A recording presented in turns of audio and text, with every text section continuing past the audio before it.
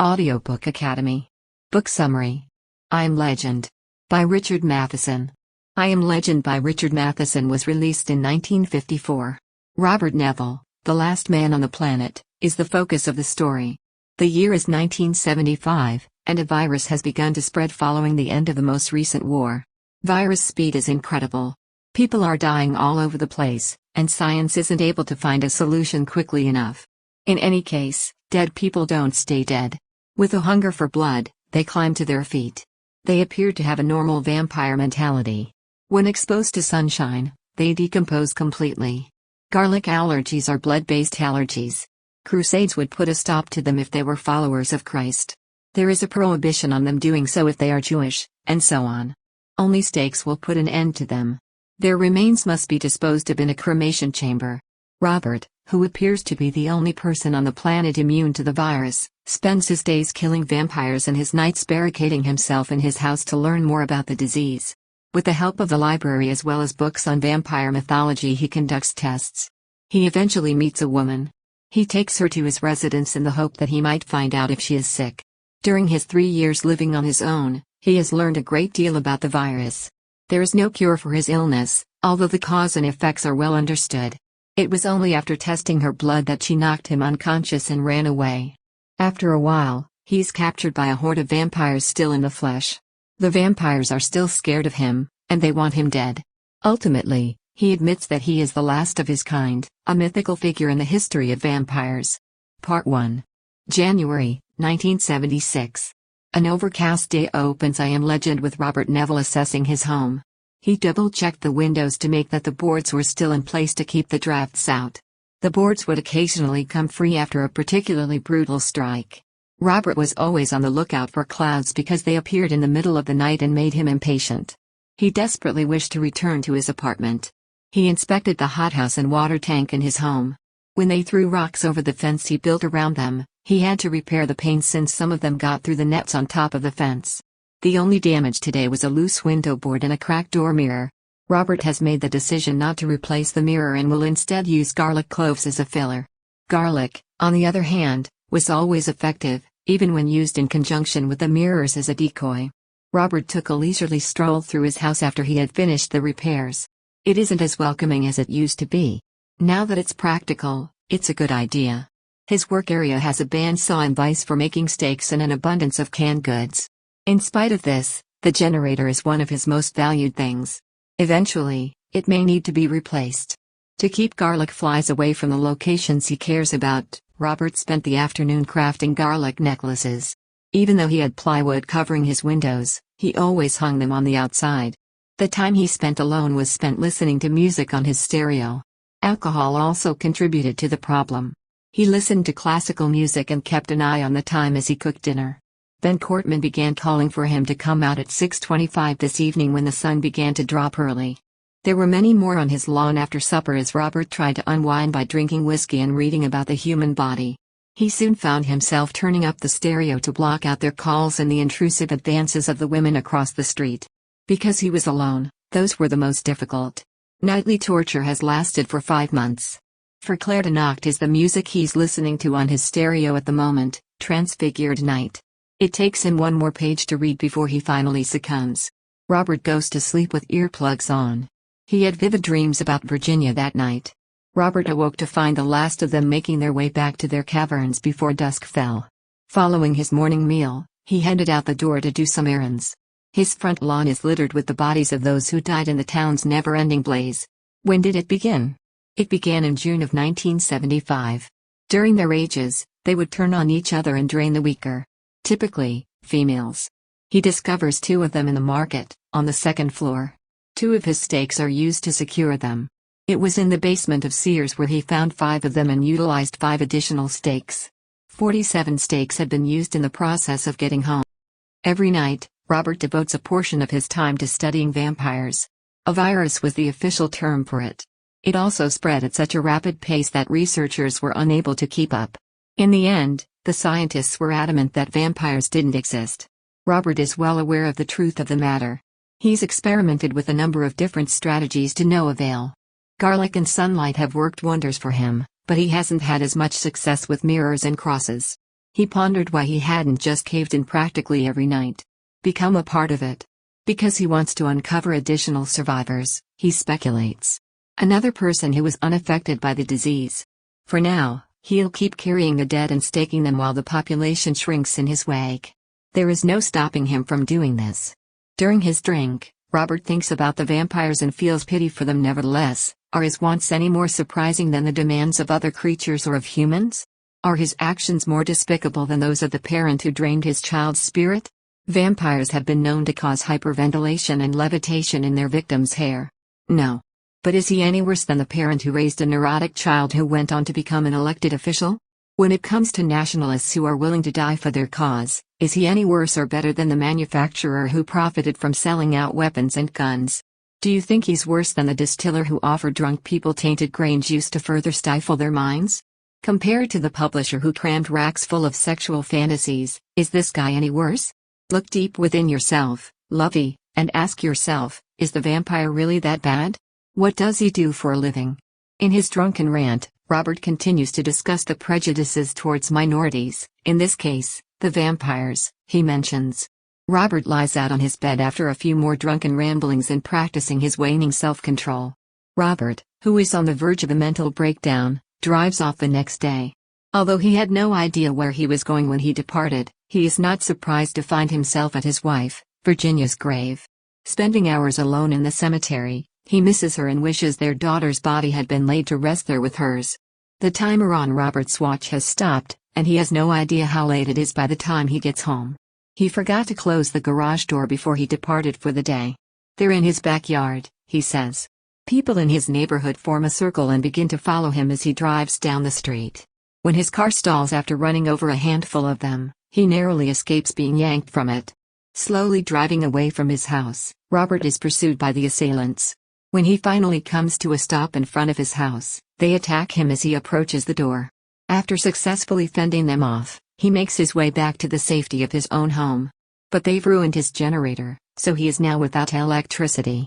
The vampires are in a state of hysteria after getting so near to him. When Robert glances outside, he discovers that they flipped his car over in the crash. His rage grows as he sees them wreck his car. Now that his freezer and refrigerator are without power, which could lead to spoilage, he loses his cool. With his pistols drawn and the door flung open, Robert begins to spray bullets everywhere. The bullets simply pass through them, as if they were boulders thrown into a tar pit. Robert begins to engage them when his ammunition runs low. However, he quickly comes to terms with the futility of his deeds and returns home. Part 2. March, 1976. Since repairing his house, Robert has taken pleasure in the peace and quiet it now offers. When he got to Santa Monica, he had no choice except to steal a car from an abandoned garage so he could get there. It was worth it to him, however, because he was familiar with the brand and could fix it if necessary.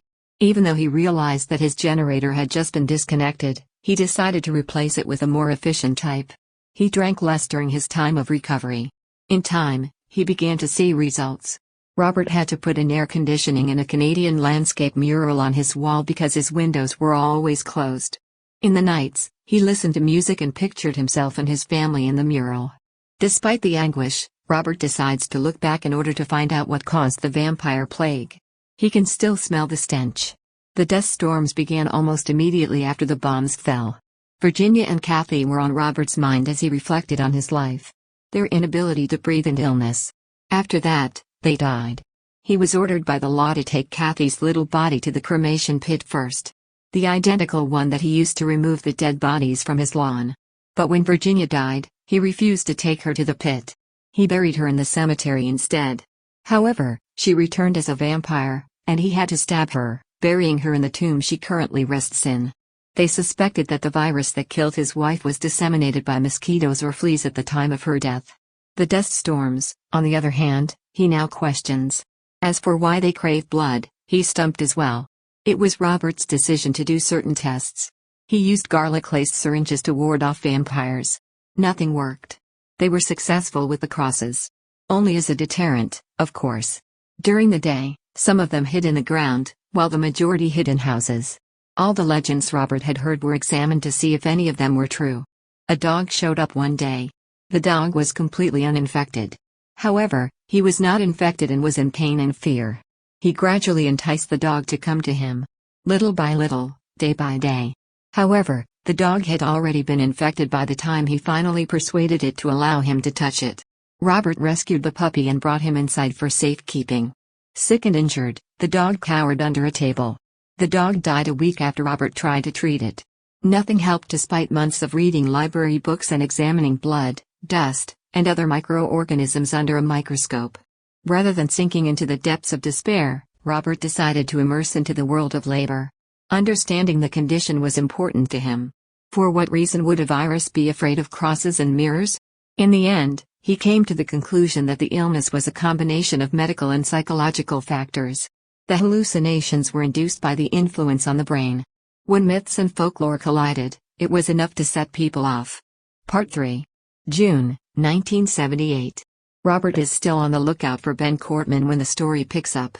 It's turned into a soothing pastime. Robert is constantly on the lookout for Ben's whereabouts, as he is constantly moving around and checking various locations. In the past few months, he has established a routine. During the day, he hunted and smoked a pipe because he had no more smokes. Then at night, he took refuge in his own home and remained there till the following day. His appearance has evolved. He hasn't shaved in a while and now sports a full beard. Robert has gained weight and now stands at a hefty 220 pounds.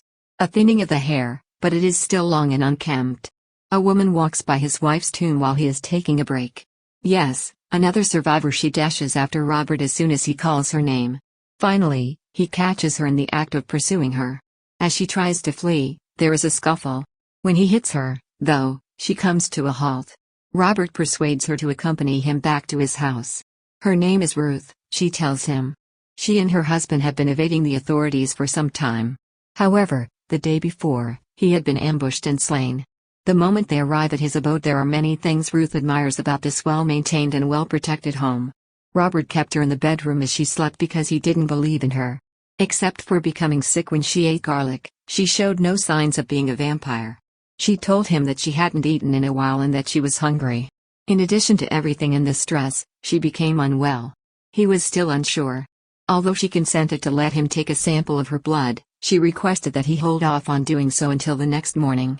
He tells her everything he knows about the virus as soon as she begins to question him. Crosses are effective for Christians, but not for those of other faiths. One man jumped from a lamppost because he felt he had become a bat, according to Robert's eyewitness account. Because they had lost some of their reasoning power, they didn't see the need to extinguish his flames. After that, he explains to her that stakes work because they leave the wound, slows the blood slowly and feeds on new, uncontaminated blood. When a vampire dies, the spores are upped and spread across the environment in search of a new host. He explains that he was bitten by a vampire bat when stationed in Panama during World War II and survived. It grew a resistance to infection. Ruth hits Robert over the head when he examines her blood the next morning and flees. When he wakes up, he discovers that she has left a message behind. The fact that he's found out about her infection is obvious to her, and she tells him as much. She accuses him of murdering her husband, who was also sick. Vampires who are still alive and conscious are forming a new social order in their lair. The group has created a medication that stops the virus from multiplying while supplying it with blood. She was deployed as a spy since they knew about him. She tells him to flee. It won't be long until the members in her social circle start circling around him. That he is too well armed to attack, she'll tell him. More than anything, Robert was horrified by what he saw in her blood when peering under the microscope one last time. There is a change in the bacteria. Part 4. January, 1979. They came at night. His residence was invaded by masked men. Robert had opted out of the race. He didn't want to leave the place he called home. His house was hit by a SWAT unit, so he witnessed it from the inside. He saw them slay all of the vampires that had gathered in his front yard to await their demise. When Ben Cortman was killed, he lost his patience. Though he had planned on surrendering to them, their attack on Ben prompted him to reach for his weapons instead. They broke in his door with an axe. At the same time, they shot him back. He finds himself in a hospital bed when he comes to. One bullet to the chest and he's dead. Ruth soon arrives and stands beside his bed. She offers him a glass of water to sip. Upon hearing his explanation for not fleeing, she informs him it's too late now and demands an explanation. Now that he's been shot, She's unable to assist him in his escape. They intend to publicly execute him. The last of his species, she informs him, he is. It would have been nice to see more people there. Ruth understands that she has no choice but to administer a lethal injection in order to hasten his demise. After Ruth has left, Robert hobbles over to the window, where he sees the entire vampire population awaiting his execution. Robert is about to be executed. They want him dead because they're terrified of him, just like he was afraid of them. He is the source of their awe and fear. He tells himself, "I am legend," as he takes the medicine. Robert Neville, the only man who is immune to the disease that turns the rest of the world into vampires. Robert enjoys a regular existence prior to the outbreak of the pandemic. Virginia, his wife, and their small daughter Kathy live with him. Carpooling with coworkers gets him to work and back home safely every day. However, the bombs begin to fall. He lives in a town near Santa Monica, California, yet the bomb dust storms affect his town just like they do in every other town that they've hit. Mosquitoes and fleas swarm in the wake of dust storms. Soon, he and everyone else he comes into contact with becomes ill. As time passes, they begin to deteriorate. But the sick don't stay dead when they die. As vampires or zombies, they return. Vampires are mindless, blood-sucking animals. Robert's daughter dies first, but when she is cremated as part of a communal pyre, he snaps. Then he goes against the law to have his wife's body interred. However, she keeps returning, and he is forced to stake her. Robert soon finds himself confined to his own home. It's an ingenious approach. A generator, water tank, and a hothouse provide the house with self-sufficiency. An excessively large pantry and freezer are essential to his well-being. As long as he's awake, the vampires will come out of their coffins and torture him from his front yard. It takes Robert a long time to understand the virus and find a technique to reverse it, so he devotes his time to investigating it. How it started, what it does, and why he's the only one who's immune are all explained by his thorough research. However, he never discovers a cure. Robert's mood swings from depression to acceptance are recurring themes throughout the novel. Drunkenness and outbursts of violence plague him. Ben Cortman, Robert's best friend and neighbor. Once infected, Robert is tormented by him.